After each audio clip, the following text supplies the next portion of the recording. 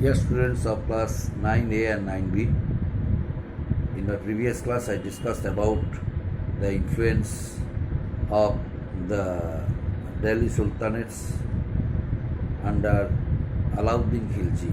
How did Alauddin Khilji come to power and what system had he introduced, what policies he had introduced, I discussed in my previous class. Today I am going to discuss about some points. Here are the points. Tughlaq dynasty and next founder of Tughlaq dynasty. Third one Muhammad bin Tughlaq.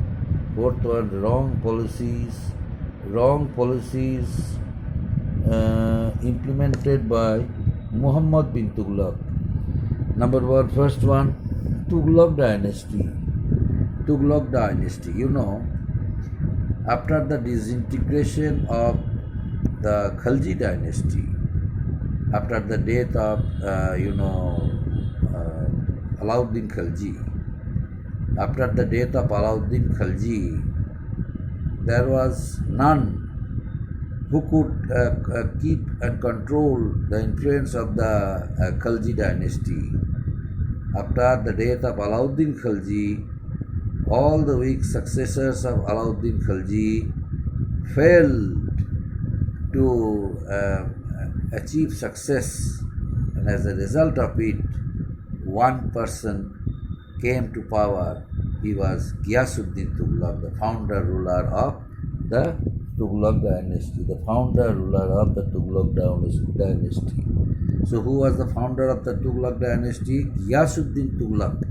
Ghiyasuddin Tughlaq was the founder of the Tughlaq dynasty, and then after establishing a new dynasty, Tughlaq dynasty, Ghiyasuddin framed many new policies and also gained faith of the nobles as well as faith of the common people of the country. He also constructed a number of roads, gardens, hospitals, charitable institutions. He also constructed a number of forts in order to protect the security, internal security of his state. And at the same time, he started campaigning, he started extending his empire by defeating some rulers. But he was unable to complete it because of the conspiracy plotting was going on against him from the beginning. So the time when he was, after having defeated some rulers from Bengal and some portion of Odisha, when he was returning back, his son Juna Khan, in order to welcome him, he constructed one stage, and whenever Ghiyasuddin Tughlaq reached the place, the stage was collapsed on him, and he died very soon. According to some historians, it was nothing but a pre-planned. It was a pre-planned murder by his son Juna Khan. Juna Khan wanted to be the ruler of the Tughlaq dynasty. That's why he intentionally and deliberately murdered his father Ghiyasuddin Tughlaq.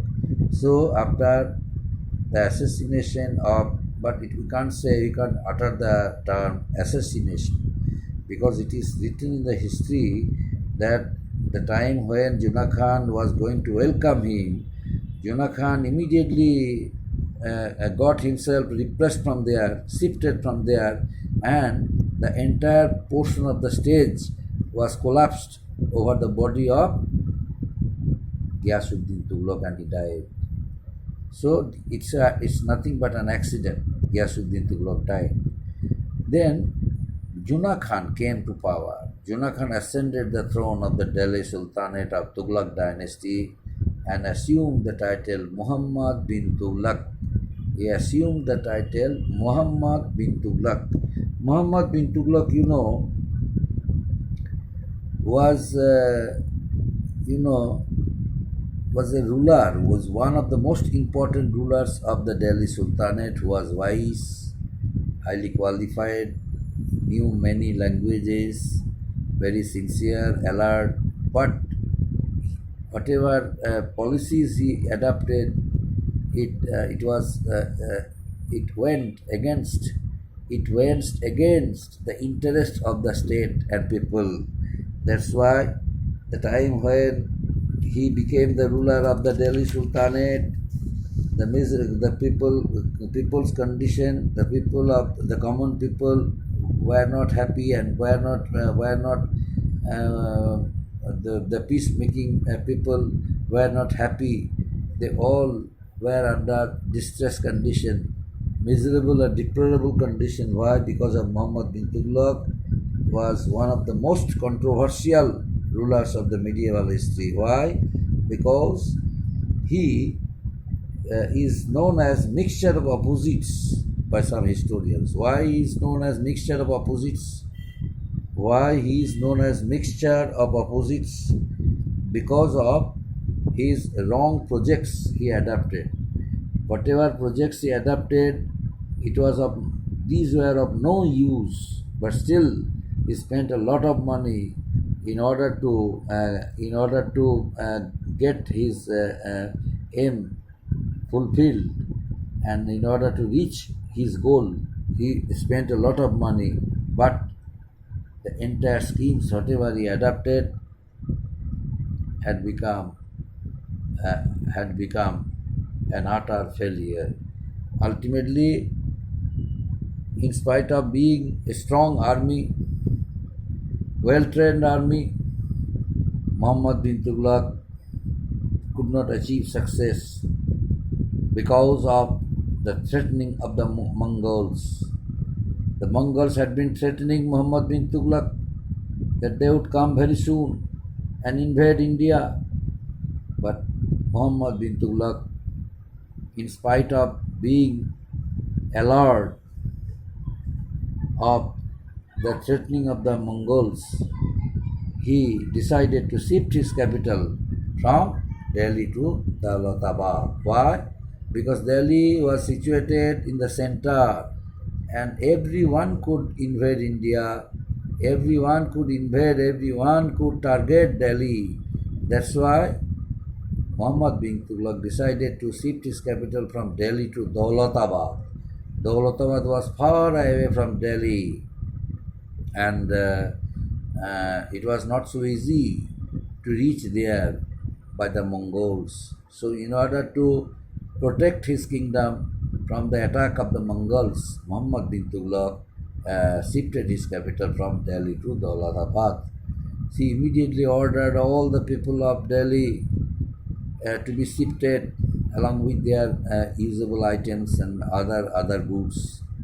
But some of them got themselves prepared and started going with the Mughals for by leaving Delhi for Daulatabad. But in course of time, some of them died, and some of them faced many problems on the way to Daulatabad. But still, Muhammad bin Tughlaq had no sympathy for them, and he ordered all the people, including all the staffs, including all the people, all the bureaucrats and nobles, to shift for Daulatabad. But the scheme was totally failed. Ultimately, when they reached Daulatabad, Muhammad bin Tughlaq realized that it was a great mistake and ordered his men to get back for Delhi once again. So this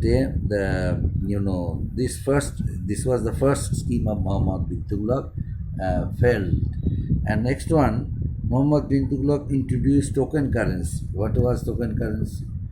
Muhammad bin Tughlaq realized that the huge amount of money of royal treasury should be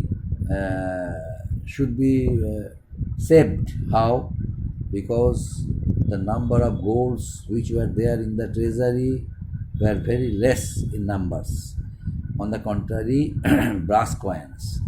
Brass, Muhammad bin Tughlaq instructed to make brass coins instead of gold coins, silver coins. But brass was a metal. In every house of the country, every house of the capital, people could store it. So whenever brass was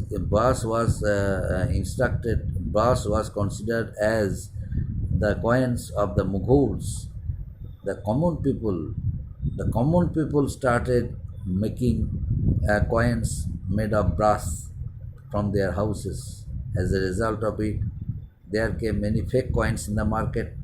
Muhammad bin Tughlaq realized that it was a great mistake.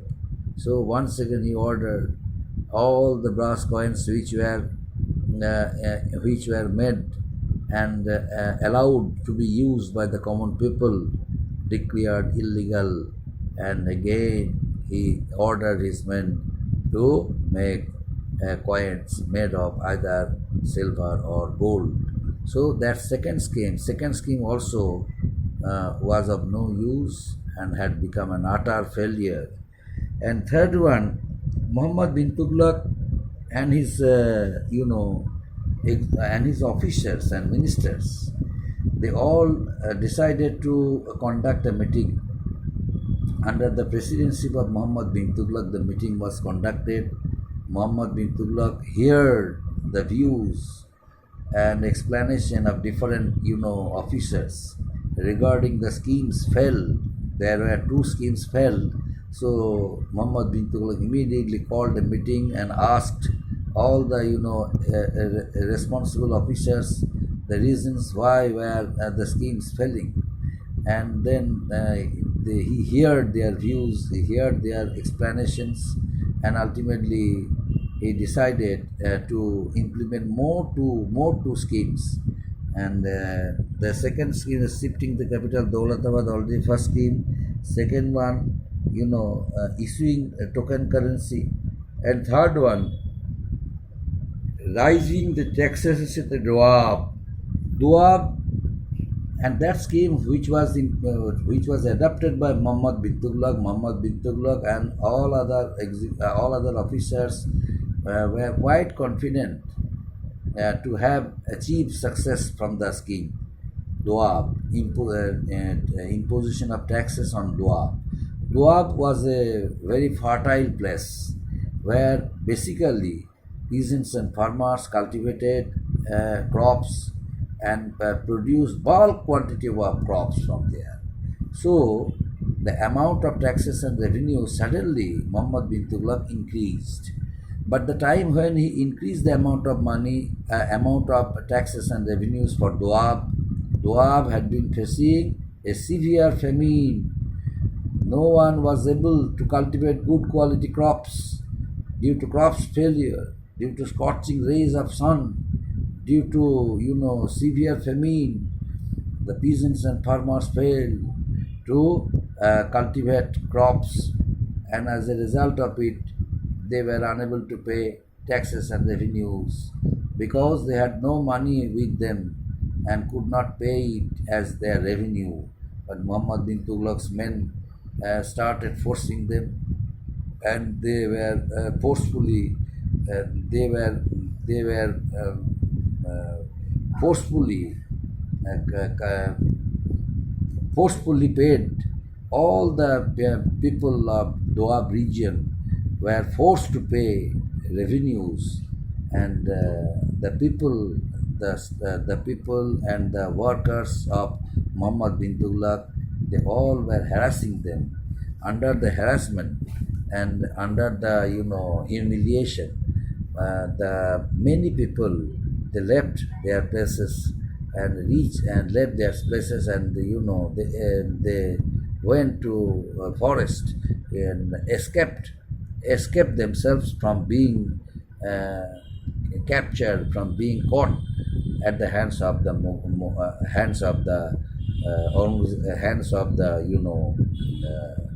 Muhammad bin Tughlaq's men. But ultimately, the time when Muhammad bin Tughlaq realized it, the situation was not under the control of Muhammad bin Tughlaq. Many people died, many people started organizing revolt against him. So Muhammad bin Tughlaq at the 11th hour he decided to withdraw the scheme. And not only he withdrew the scheme of imposing taxes on Doab, but also assured the people of Doab to provide a loan, bank loan, to provide extra amount of money so that they must make up their loss and could cultivate good quality crops once again.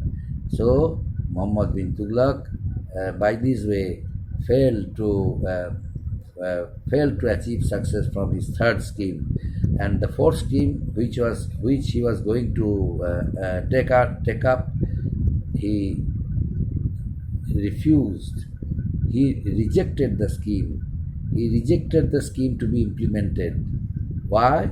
Because of constant failure of three schemes, Muhammad bin Tughlaq could not achieve success, and he lose confidence and decided not to adopt the fourth scheme. So these are the three schemes. Muhammad bin Tughlaq failed to achieve success, and ultimately a new idea came to his mind that people were the strength of the country. Nothing should be done against the will of the people. So each and every work should be done in consultation with the people of the country, so that in consultation with the responsible officers of the country, so that a proper decision can be taken, and the amount of money which is being spent from the state can be saved. Ultimately, he said it to his officers during conducting a meeting. Up to this, my dear students, next day the other parts will be discussed. Thank you.